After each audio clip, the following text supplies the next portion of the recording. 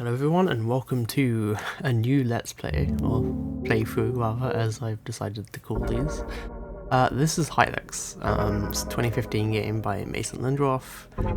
Uses a lot of clay figures for the characters. It's kind of weird, all of the dialogue is kind of like weird gibberish.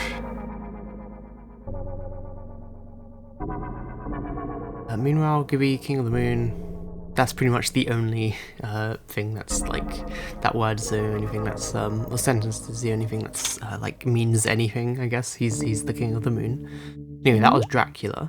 I think that's his name. I could be wrong. If I'm wrong, I'll put it on screen. This is Wayne though. We're playing as Wayne. This is the protagonist of Hylics. He's a weird moon guy. And he has a cat. That's all we know about him. So this is an RPG. And we learned a spell. Basically learn spells from TVs, and in this first game, at least in Hylics, you have to go to these TVs every time you get a new party member, so it's kind of weird. Anyway, baths restore your health. Toilets have stuff in it sometimes, like burritos or something. It's weird. The game has like a very specific vibe, which I absolutely love. Those crystals are pretty much respawn points, like if you ever die. Yeah, I really like this game's like sort of style. The music's really good as well. So basically the story is that,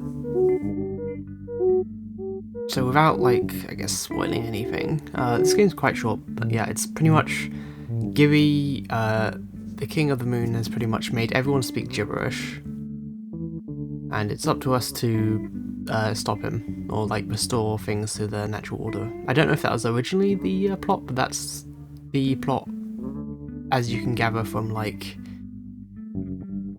Hylics 2. I could be wrong. I think it might have been always the case that was the idea. I've only played this game a few times, but it's really charming. Yeah, right now there isn't really much you can do. I did forget something here though, so I think, yeah, I'm talking to the animals. That's what I forgot. Yeah, he lives on like I guess a farm or something. I guess at this point Wayne might be a farmer or something, at least in this game. There's this guy. It tells you about the city. Oh yeah, you can change the music with that as well. It's weird. But yeah, as I said, this game has a very unique style and it's very cool.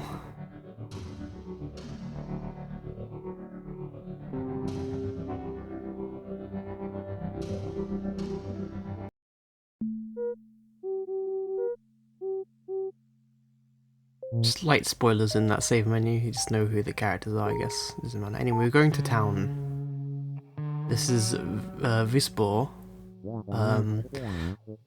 The name of the town changes every single save file, pretty much, every time you start a new game, so... Because all of the dialogue is pretty much random. My creature is blue. Our spirit, who cares? Jeez, I couldn't read that in time. Yeah, this is,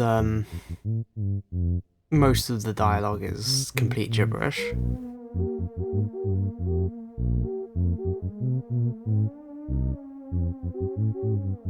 Sorry, I just wanted you to hear the song for a second. This is Draw a Dog. It's a very stupid song. Yeah, I'm just mostly gonna buy some stuff here. It'll help Wayne attack more. Though honestly, if you're just Wayne, you really don't want to like mess with anything really. You just want to avoid his fights as much as possible, because it can be quite difficult. You stink. Okay, yeah. You had to pay to use the bath here. I guess in a pinch it might help, but you can just go home to do that. I think it's a bit faster, probably. Here's another crystal that you can respawn from. Yeah, that's one of the dialogues that is like completely not random though. It tells you about TVs.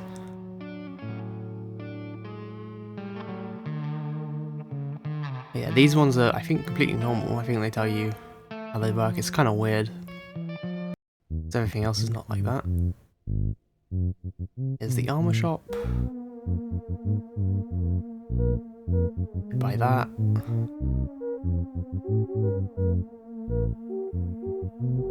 Yeah, as you can tell, this game's kind of weird. I really like how it looks though. It's the 11th anniversary of it, I think, this year. I do prefer the second game, but this one's very, very charming. Here's the microwave. You can warm up burritos in these.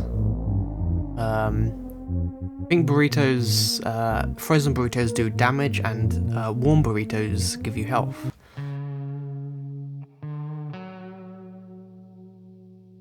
And dynamite, that's a very good, like, it's pretty much like your ultimate throwing weapon. It does a lot of damage.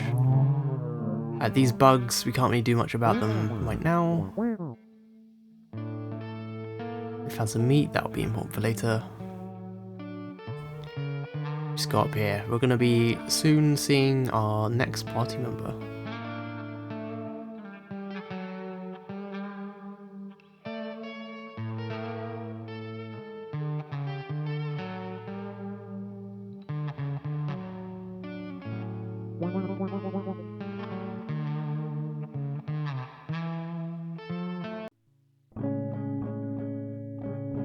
Yeah, the music, I believe, was also done by Mason and Droff.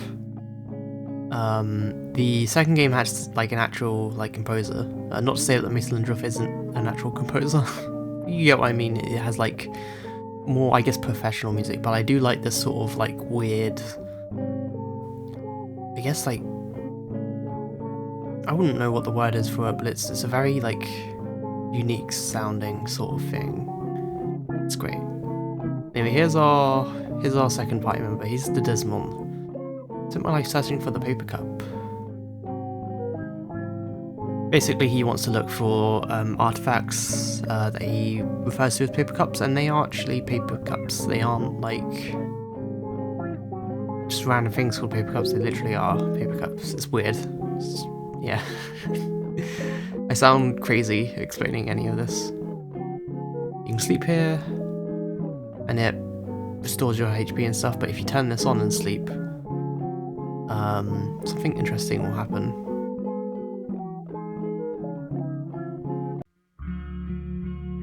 There we go. This tells us where the paper cup is, and we just need to find those 3 items when we wake up. And also down here is this guy. And the Sage of Brains. You're the Sage token. So yeah, you need to find the 3 sages and you get like the ultimate spell, pretty much. And I do that. The ultimate spell is very, very good. It helps you with the final boss a lot. Yeah, we just gotta find those 3 items. I do believe I mess up and forget or something. I'm not sure. These are cone cultists, I think these enemies are. They're a bit annoying, especially for early on.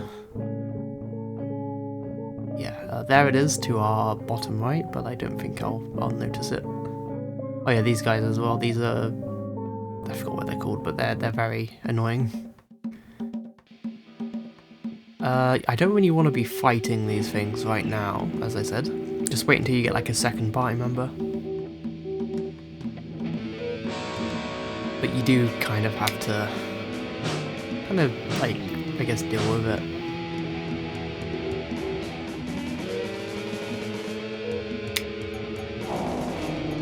They do go down like pretty easily, but you're gonna be losing a lot of health. But I have been very lucky with the evades. He's a cone cultist and a cone statue rather. Who's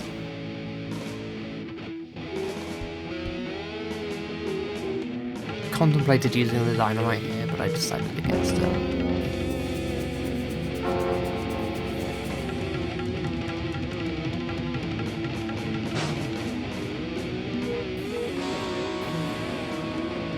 By the way, it may not seem like it, but the lore of this game is really, really good.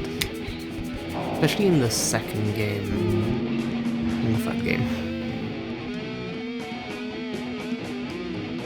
Not third game, what am I talking about? There's no third game yet. I meant the musical, because there's actually a sort of concept album that released after Hylics 2, which has a lot of lore, and it's awesome. I'll definitely be going over that if I ever do a playthrough of Hylics 2. This first game is just a very simple sort of RPG with like cool character designs. Very light on the story. Much like my Final Fantasy IX playthrough, this is going to be cutting most fights out of it. Just anytime there's a new guy, or if it's a boss, then I won't cut it. Yeah.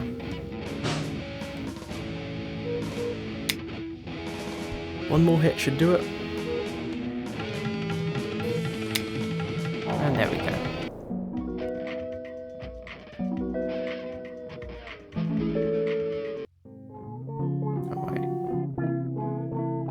We almost got stuck there.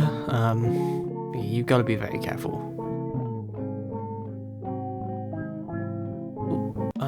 Yeah, there we go, I'm stuck. And I tried to escape. However,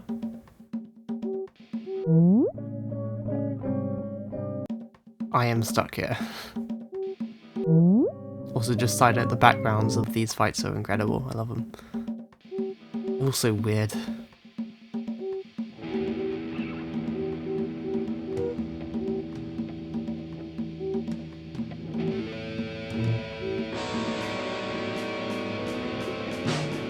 And we're dead. Unfortunate. However, dying is actually a game mechanic. That's so cool. Every time you die, you come to this place, which is, I assume, heaven. And you can level up your stats here. This is the only way to get, like, better sort of HP, I believe? Or was it SP? I'm not sure. Either one, yeah. I think it might be flesh that levels up HP pretty much. For me, yeah, flesh. You get more HP this way. This is the only way to get more HP. Down here, you can only die. You can only come down here if you dive 3 times, as the fish says. Yeah. And that's what those crystals are for. Every time you die, you can sort of go there.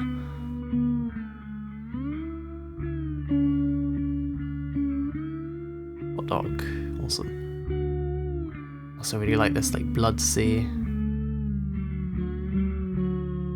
Also, you can build sandcastles. Toss fish into the ocean. Awesome. There you go. There's a few, like, random ones you can get. And if you step over them, they disappear. I don't know what I'm doing. Anyway, here I believe there's a new TV. If you can give this guy dynamite. Yeah. It gives you a new spell.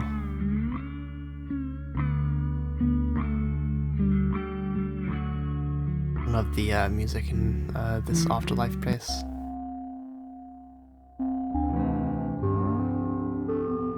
Calibration, I forgot what that does. I think it makes you, like, more, like, focused or something, so you hit more often. I'm not sure. I could be thinking of a different spell. I'm not really an expert on this game. I believe the red one is where we need to go. Yeah, alright. Time to find it properly this time.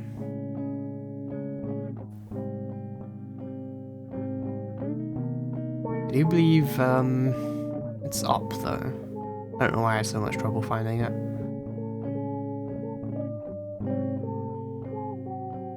Yeah, I'm being way more, like, careful, I guess. Anyway, here we are. We need to get into that middle area there. I want to avoid that weird guy.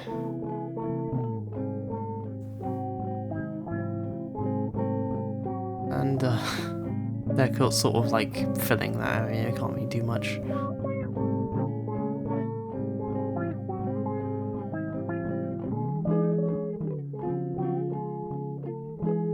Kind of trying to like get rid of them.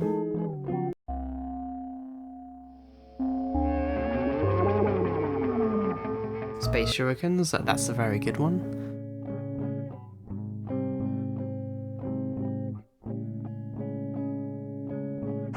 There we go, we found it. Paper cup. And we go back to the Dismal. And once we get him, we can start like clearing out some of these enemies.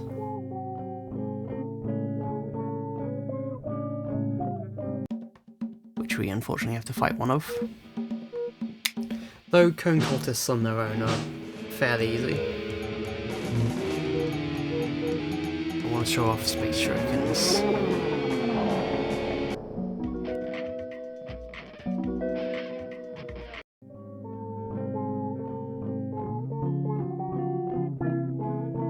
Cup, you found it. Awesome. The Dismon's awesome. He also has like the best song on the concept album. Yeah, you can use paper cups on these and you get like more SP. Say you level up SP. Yeah, your will as it's called in this game.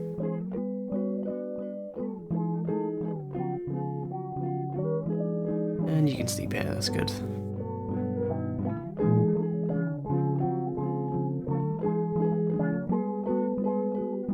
Also, there's only a limited amount of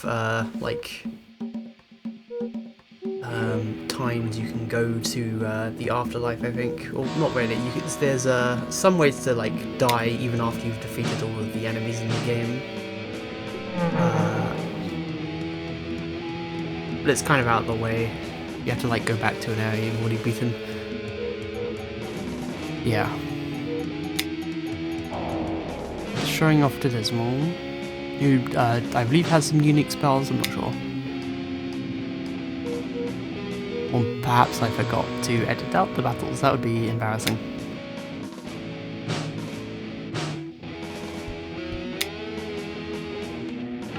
Anyway.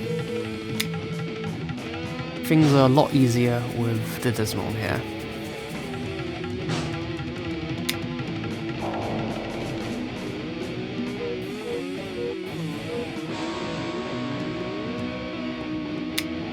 Though these cone statues are really annoying.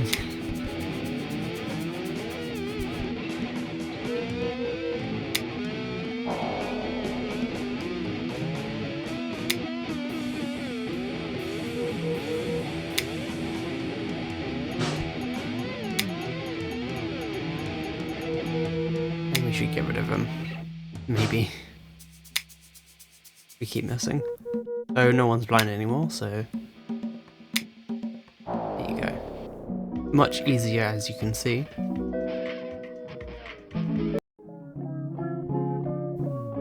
I believe between parts I do like clear out this entire thing just to make it a bit easier for us.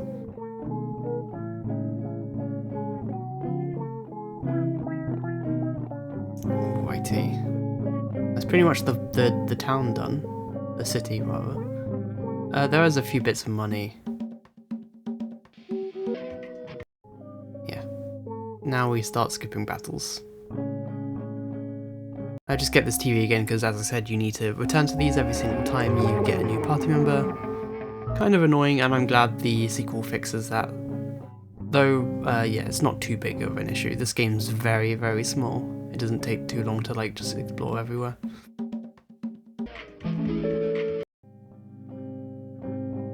Alright, let's get that last money and get out of here.